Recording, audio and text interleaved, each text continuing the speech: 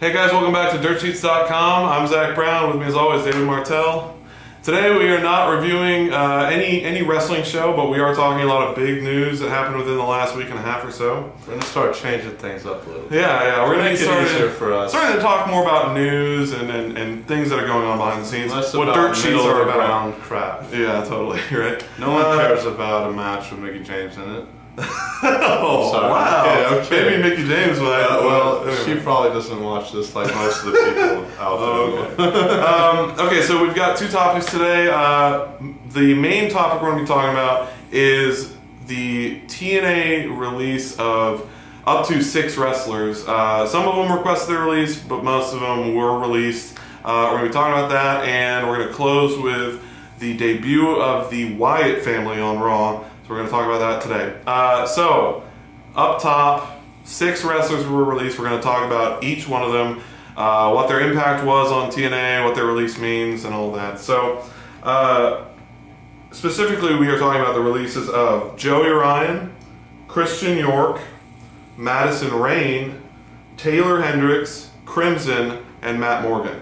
I thought there was one more guy, Sam Shaw. Sam Shaw, oh yeah. Maybe so. Yeah, let's go ahead and talk about that. Yeah, maybe you should have read Well, no, I remember seeing it on this story. It's no longer on this story anymore. So, I don't know. Maybe he has a job, maybe he doesn't. Who knows?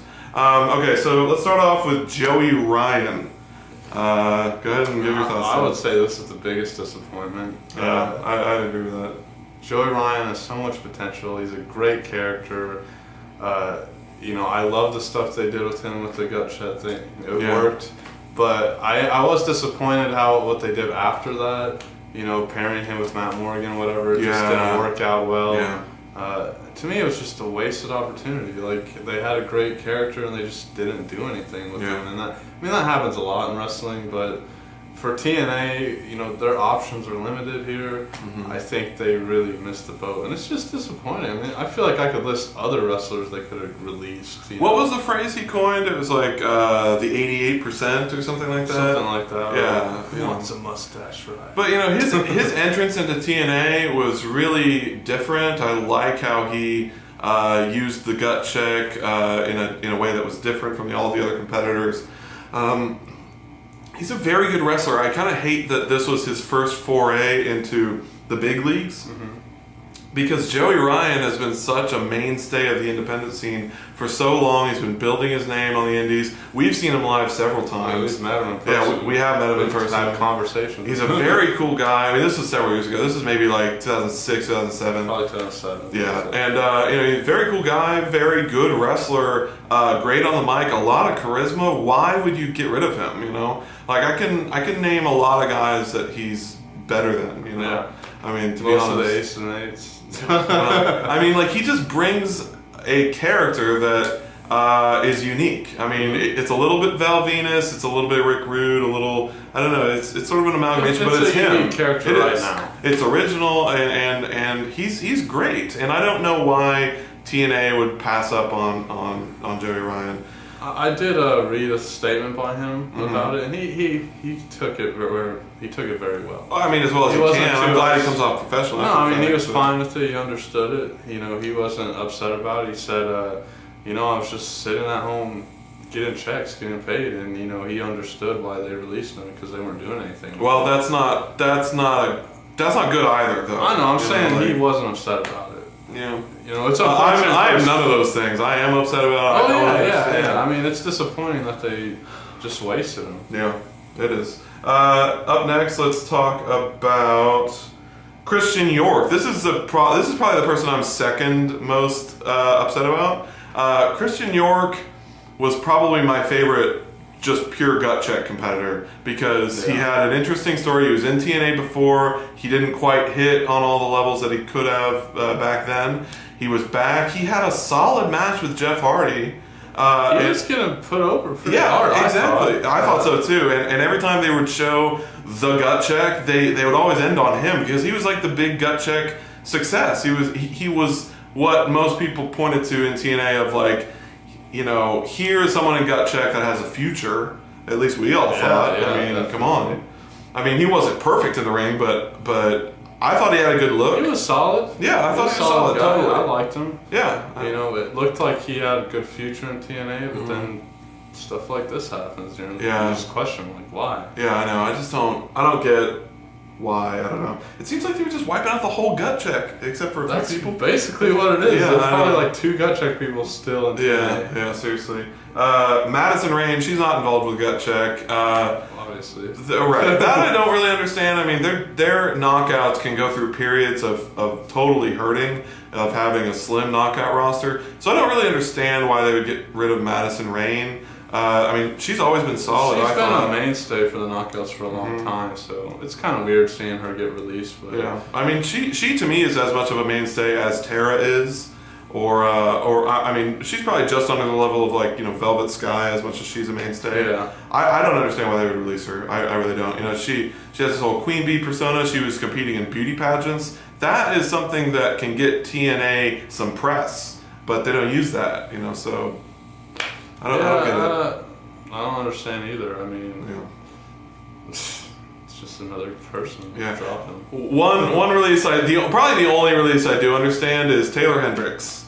Yeah, she wasn't good. She wasn't good. I didn't like her. Didn't like her charisma. What she brought to the table wasn't an interesting character. I mean, she just really. They shouldn't have even said yes on gut check. Yeah, I mean, I heard they barely said yes to her in the first place. She didn't impress me, so her getting released, I mean, that's what you would expect out of a release, right? Yeah. When they release a bunch of people, you expect people like her to be released. So that's not a shocker. That was coming. She just wasn't cutting it in the ring. Was the main thing. I mean, say what you want about her character or her charisma or whatever. Really, it was kind of lacking in the ring, and she just wasn't hitting on that level for me. Yeah. Anyway.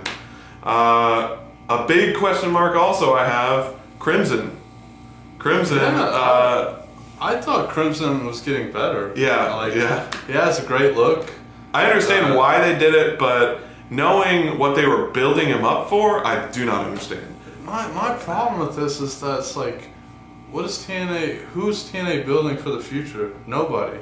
There's nobody getting built for the future. All the people that are in the main event or that are popular, they've been established. They're AJ Styles, Kurt Angle, older guys are getting older. I mean, who is the future of TNA? You have to build a future. So cutting people like Crimson, who has a great look, who could definitely improve and get better, is very disappointing. I can even understand Christian York over him because Christian York is still an older guy, But Crimson's a young guy. Yeah. What the heck are you doing? Where's the future of TNA? I mean, the future is in the X Division, you could say. Is there? There's not a lot. I mean, they basically cut half of them. Yeah. Okay, like with Crimson, I don't understand because at one point he was like kind of slated or rumored to win the Bound for Glory series. And then they kind of decided he was a little too green for that. But still, to have that kind of buzz about you, just as like a very young wrestler is huge. He had a hot debut. I still remember him debuting on the TNA stage in the Impact Zone. He was just wearing a suit and laughing. There's a lot of mystery about this guy. And now, fast forward to 2013, he's released. And I just don't... it's disappointing. When you have a young guy like that and you have all these older people who can help him get better and train and all that stuff, it's like... Why waste a guy like that? Right. And, they bumped him down to OVW. He was their champion for a while. And that was a sign that he needed to improve in the ring. But, I mean, I don't know. I just don't get how they dropped the ball with Crimson. I mean, he was someone that people were excited about. Yeah. And lastly, Matt Morgan. This is someone I kind of more understand a little bit. It kind of goes hand in hand with Joey Ryan a little bit. But he asked for his release. Yeah, he did ask for his release. He like Taeler Hendricks, did ask for their release. Oh, Taeler Hendricks did. I forgot to mention that. I mean, she didn't get released, but it should have. I mean, whatever. Matt Morgan requested his release as well. I mean, I've never been on board the Matt Morgan train. He's nice to look at. He's got a great look, but I've just never. I mean, I've said this to you before. Where when does someone stop being green? Yeah, he never became a solid wrestler. He's okay, I guess, but nothing special.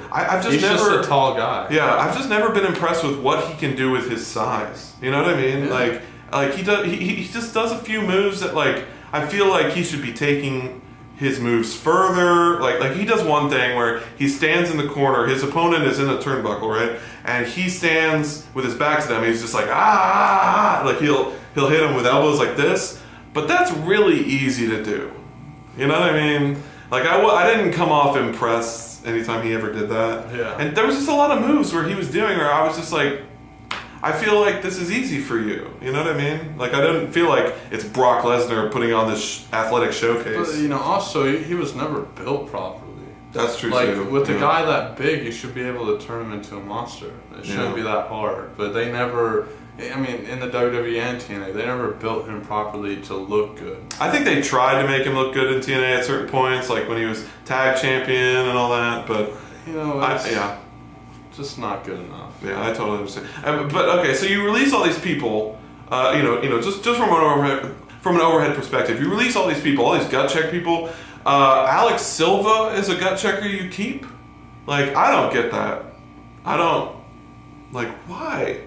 I know. Out of all the gut check people who've won, I like Sam Shaw. Sam Shaw, yeah, I did too. I like him too. Yeah. I was more of a Christian York guy, but Sam Shaw, great. I thought he was very solid in the ring. He had a very different look. I mean, he was kind of like a John Cena type. Yeah, very athletic. Yeah, he impressed me with his. He impressed me too. Yeah. All right, so let's talk about the debut of the Wyatt family on Raw. There was a lot of hype. I mean, for several weeks about the Wyatt family. All the promo stuff has been very solid. Excellent, yeah. Very good quality. It's creepy. It's mysterious, and you're just dark. Like, I want to know more about this Wyatt family. I know. What are they? What are they doing here? So, and the videos on Raw were even better. I think this Raw, because just each one building up to these guys. Going through the creepy house, seeing what's his face. This reporter guy opens the door to this one side where he was told not to stray, right? Which is interesting. Opens his door. There's this bald dude going, and you can hear Bray Wyatt's voice in a recording just going, "Obey, obey, obey." Creepy, totally effective. I mean, all of that stuff leading up to their debut was A+ stuff, I thought. Yeah, this is the best promo stuff they've done in a long time, I would say. Yeah, it felt kind of like Texas Chainsaw Massacre a little bit. It felt very backwoods cult, disturbing. A backwoods cult. Yeah, I mean, that's basically what they're trying to achieve. The promo he cut in that video was so good. I know, yeah. When he's sitting there in a rocking chair, gets up. He's money, dude. He is. I know, and you think it's too early to say this, but I'm going to go ahead and go on record to say, I know it's too early. I don't care, because I'm very excited. I think Bray Wyatt, all right. I think Bray Wyatt, if he keeps hitting on all these cylinders the way he is, he could totally rival CM Punk on the mic. I mean, if these promos are any indication, he could be really, really effective on the mic. Disturbing, dark, cut some amazing promos on some wrestlers, and just it would be a really big sight to behold. I would just love it, front to beginning, front end. But anyway, so what did you think of his actual debut on Raw? I really dig their entrance. Just complete dark, walking out that lantern. You can see the goat face dude behind him. It's creepy. It is. It works. It's all good. I loved it. Them attacking Kane's, whatever. You got to make a statement. That's typical with groups like this, or anybody really. And that was fine. They did a 6 spot with Kane and the freaking stairs. Yeah. I've never seen that spot, but it was it's kind of gross. It looked like they were gonna decapitate Kane with the stairs. It was effective. It was all effective. I liked everything they did. As you said, the entrance is really good. The lantern. I really like that song. I hope they keep that song. I think they will. Really that's effective. their song. Yeah, I hope that's their song. I hope they keep everything they did. I hope they keep that entrance. The one thing that was just a little bit of a bummer is that he didn't get on the mic live, which, obviously they're saving that for next week, so it's not a big deal. But, all in all, effective debut. I mean, they were trending worldwide. Yeah. Can't argue with that. I'm excited. I want to see them wrestle though. Yeah. You know, I still want to see if they're good. I mean, I know Husky hair. Gotta call it Husky hair. Well, they chanted it. I know Bray Wyatt is a decent wrestler. I thought he was good when he was Husky Harris. You know, obviously the gimmick wasn't there then.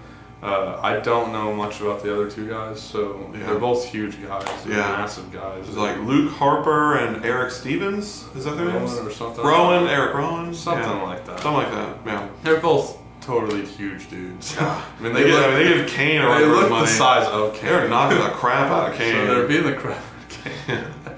But so that'll be interesting. Yeah. You know. Mm-hmm. I mean, do you think it'll lead towards? I mean, there's rumors.